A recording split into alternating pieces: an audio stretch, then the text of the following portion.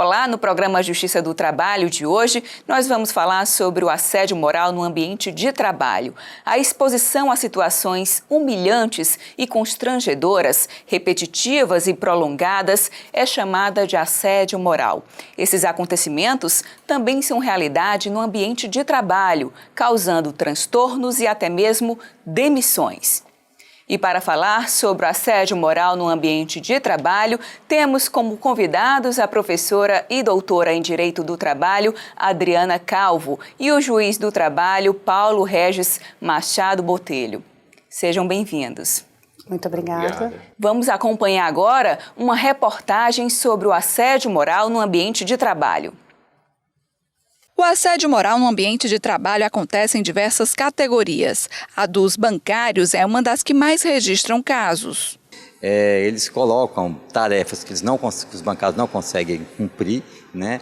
Chama a atenção dos bancários em voz alta, né? E, enfim, é esse tipo de assédio que ocorre nos departamentos. Nas agências bancárias, os gerentes também costumam chamar a atenção dos bancários em voz alta. Mas o assédio moral que mais ataca o bancário, que mais prejudica o bancário, é aquele assédio que é ligado à questão das metas, nas metas abusivas. Como o gerente não consegue cumprir as metas estabelecidas pela instituição, pelo banco, ele passa a chamar a atenção do bancário para que ele cumpra essas metas. E como é que se dá isso?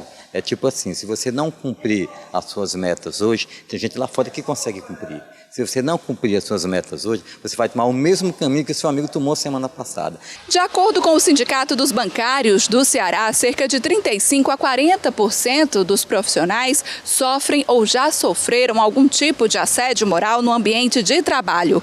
Esse alto índice motivou, inclusive, a criação de um plantão psicológico para atender os trabalhadores que chegam até aqui com início de depressão, síndrome do pânico e ansiedade.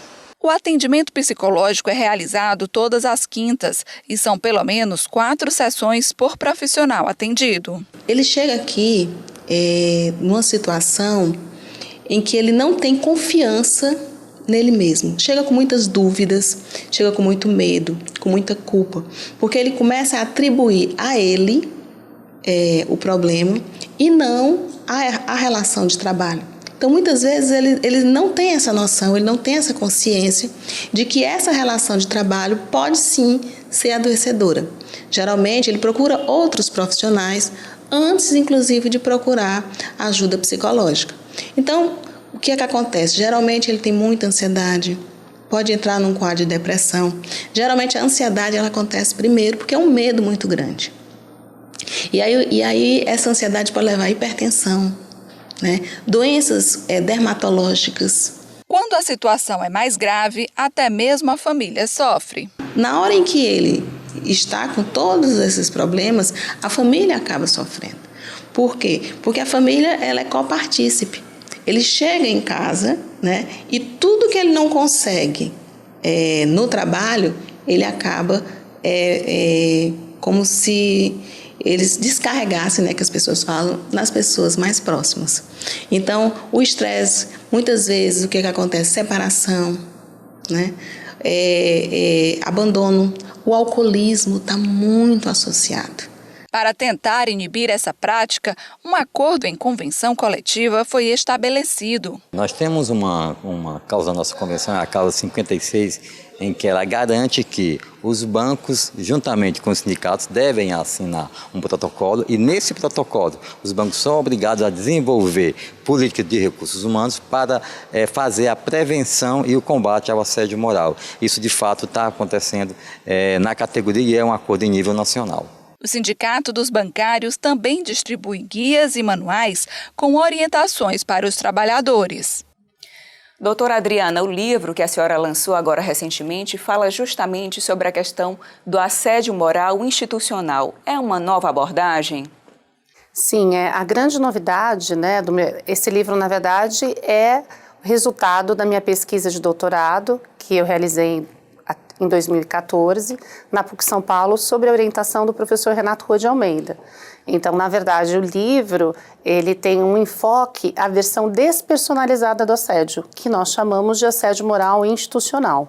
Qual é a diferença para o assédio moral tradicional? Então, Basicamente, nós temos duas formas de assédio. O assédio moral interpessoal, que é o assédio moral que ocorre entre pessoas, não necessariamente precisa ser uma pessoa só, pode ser um grupo ou uma pessoa individual. Então, eu posso ter um grupo de assediadores ou um grupo de assediados, ou um assediado só, um assediador só.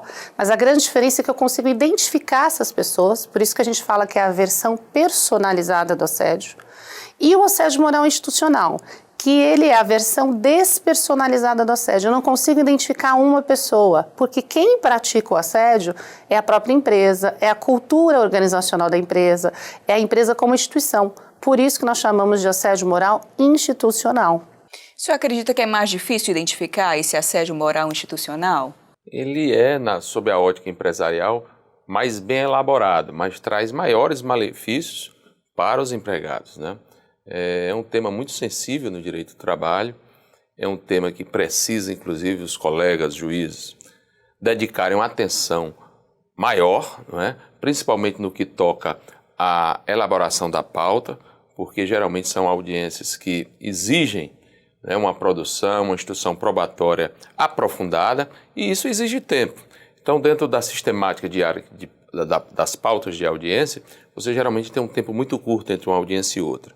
E é necessário que, em tais casos, o magistrado identifique essas questões relacionadas às discussões sobre assédio moral, institucional ou mesmo assédio tradicional, comum, como encontramos, e deixe um espaço de tempo maior na pauta para que se dedique com mais profundidade na análise dos casos. Casos desse tipo são recorrentes?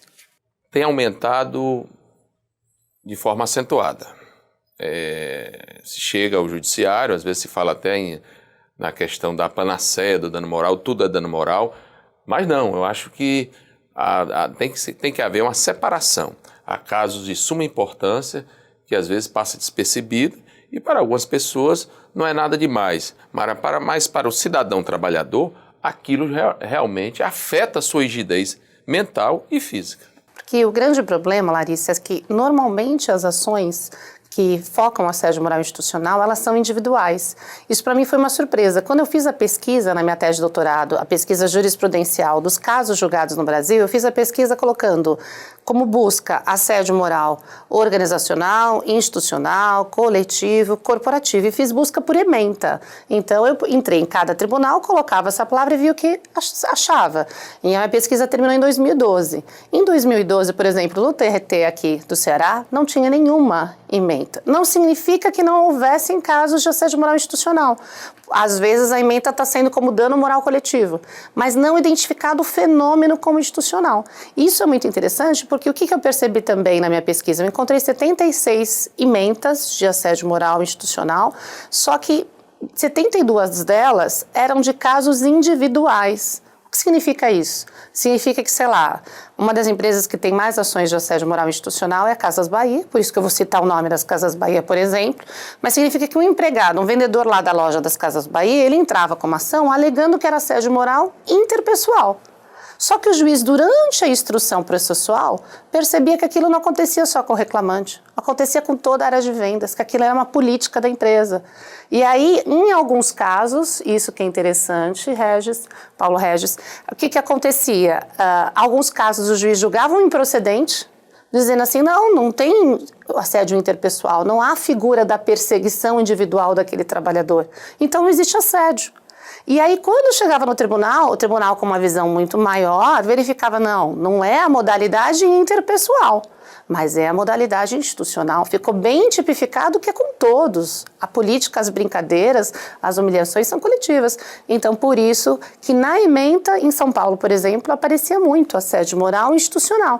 Então, o tribunal reformava a decisão, entendia que era assédio moral institucional, só que a condenação era de dano moral individual. O trabalhador pedia 20, 30 mil, como é uma ação individual em que ele entrou e não o Ministério Público do Trabalho ou o sindicato, a condenação também dava 20 mil, 30 mil reais. Então essa é a grande surpresa que eu tive no meu trabalho. Eu achava que quando eu fosse procurar pesquisa sobre assédio moral institucional, eu fosse encontrar ações coletivas. E a grande maioria não são coletivas, são ações individuais. Coletivas eu só encontrei 4 do Ministério Público do Trabalho, e de sindicato nenhuma, Brasil inteiro. E quais os principais exemplos de assédio moral institucional? Então, de assédio moral institucional, o que na minha jurisprudência que eu fiz essa pesquisa, eu até coloco no meu livro, apareceu mais foi, normalmente, foco na área de vendas.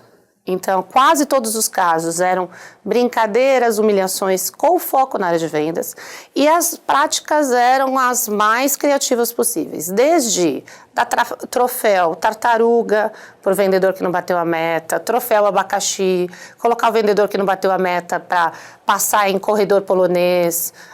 Ambev tinha casos que os vendedores que não batiam meta tinham que usar saia.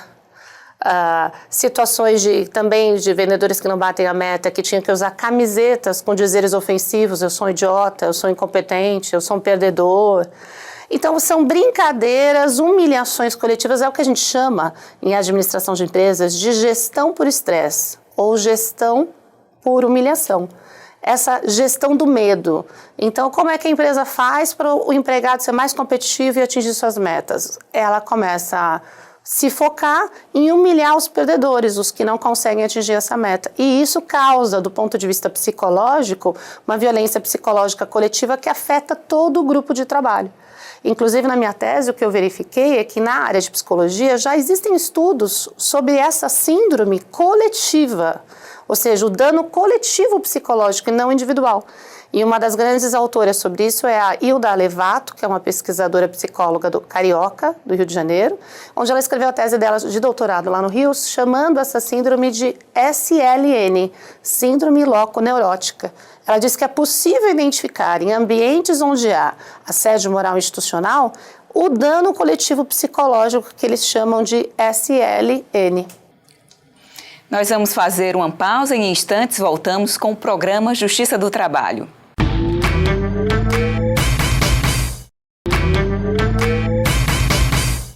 Voltamos com o programa Justiça do Trabalho, hoje falando sobre o assédio moral no ambiente de trabalho. Doutora, tem uma causa específica do assédio moral institucional? Então, o estudo a respeito da origem, né, de quais são as causas efetivas do assédio moral institucional, ele é multidisciplinar. Porque tem a questão psicológica, da forma de trabalhar nos dias atuais, que nós temos hoje um modelo de produção pós-toyotista. E esse modelo de produção pós-toyotista, ele incentiva muito a competição.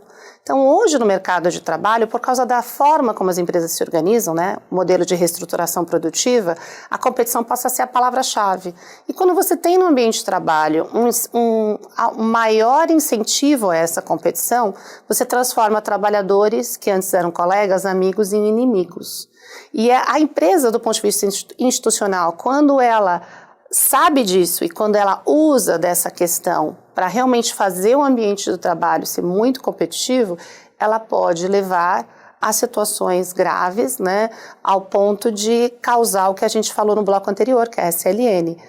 Uma coisa muito interessante que na minha tese de doutorado a gente verificou é que as empresas que têm mais ações de assédio moral institucional na justiça do trabalho são do setor comerciário e do setor bancário. E não é por acaso que eu fiz uma lista das empresas que mais apareceram nessas ações, são as empresas que mais tiveram lucro no ano passado. Ou seja, as empresas mais competitivas e que focam muito mais na questão da competição interna entre os colegas de trabalho. Doutor, muitas vezes, né, o trabalhador ele fica com receio, né, de denunciar, de expor a situação? Eu acho que é uma questão limite, né? Ele suporta até um certo ponto. E geralmente o que ocorre é que ele procura, não é, de alguma forma, reclamar supostos direitos decorrentes do assédio, não é, no que toca ao dano moral, quando há o desfazimento do vínculo.